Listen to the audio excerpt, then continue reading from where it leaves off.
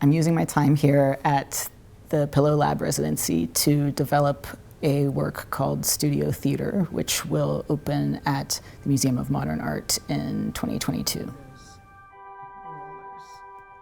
It's been an extraordinary gift for us in terms of the archives and giving meaning to our collections, and particularly because the kinds of things that he has been interested in about the origins of the Studio Theatre, which later became the Doris Duke Theatre. These are things that we have had really no occasion to draw upon before now.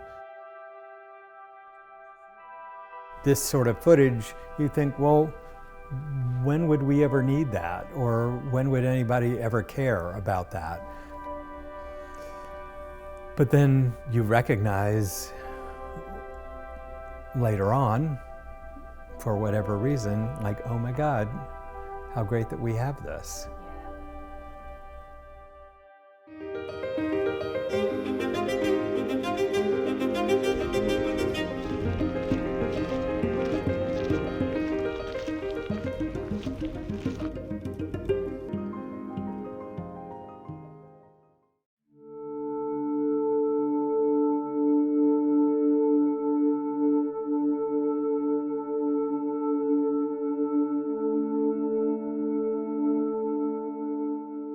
I had never been to the Pillow before my visit to the remains of the fire, so I got to know the grounds and the institution through that theater as an entry point.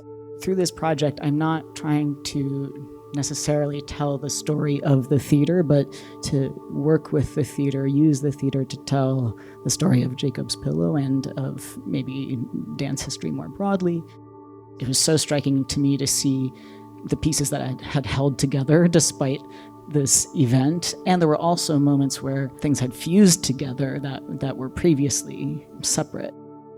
I was attracted to materials that had been perhaps overlooked or not been a primary focus of display in the archive.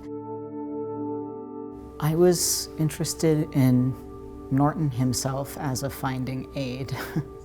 I mean, Norton knows the archive so well. I could mention a person or a building or a moment in dance history, and he would know the book and what page of what book where there was a personal note that someone had written. That's what I mean, I guess, by Norton as a finding aid. And it felt bodily and dance-like, our interactions. It wasn't about my sitting down using a computer interface to mine the archive and using an algorithm to identify the box that I needed. Norton says that he watches for someone's face to light up, and that will tell him what other materials he should retrieve. I tried to isolate the performers as much as possible when we were talking specifically about themes that would come up in the eventual performances, and then have, again, these moments of coming back together as a group to feel like an ensemble. And I will say that these performers have deep relationships to Jacob's Pillow. They all are connected in some way to this institution and the theater. When we were first contacted by Yve Laris Cohen, it was really like a message that was heaven sent. It was so reassuring to realize that this loss that we had endured would actually be the cause for something new. It is such a reminder to us that out of adversity comes inspiration, and out of destruction comes growth.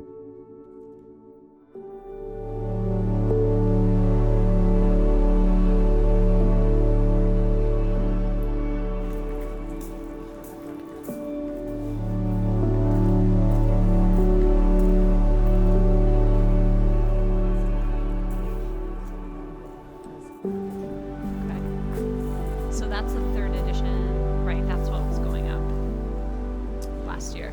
Yep. Right. I think it's nice to add that into the archives here. Much nicer. It's more accessible.